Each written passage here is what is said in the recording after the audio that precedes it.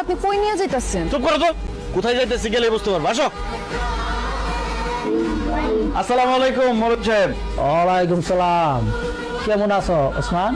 আছি আলহামদুলিল্লাহ ভালো। এই তুমি বেড়াইছো কেন? বসো। ও মা, এখানে বাচ্চারা আরবি পড়া শিখতেছে না আমি বোনকে। ওদের সাথে বইসা তুমি আরবি পড়া শিখবা।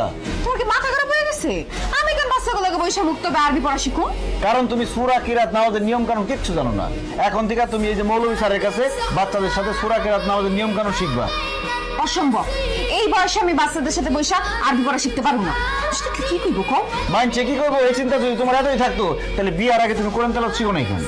বিয়ের আগে তো বাপের বাড়িতে ছিলাম, তখন দুষ্টুমি ফাজলামি করে সময় কাটাইছি। অত কি মাথায় আসছিল এটি?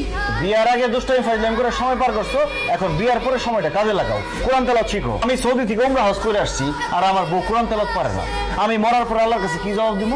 কি করো ওসমান, তোমার বউ কোরআন তেলাওয়াত করতে পারে না? নামাজের নিয়ম কানুন সূরা কেরাত কিছুই জানে না? না হুজুর, একদম কিচ্ছু পারে না। বৌমা, এই তুমি যদি নামাজের সূরা কেরাত নিয়ম কানুন কিচ্ছুই না জানো তাইলে তুমি শুদ্ধভাবে নামাজ পড়বা কেমনে?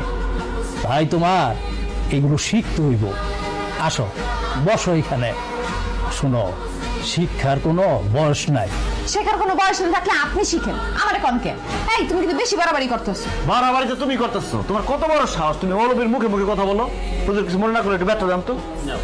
এখন যদি পড়তে না বসো এদের সাথে ব্যাট দিয়ে বাইরে একদম সাফা করে ফেলাম।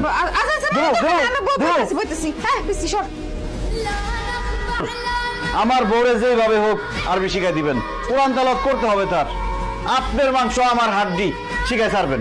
তুমি কোনো চিন্তা করো না ওসমান, তোমার বউ পড়াশোনা না করলে কিভাবে টাইট ডাউন লাগে সেটা আমি খুব ভালো করেই জানি।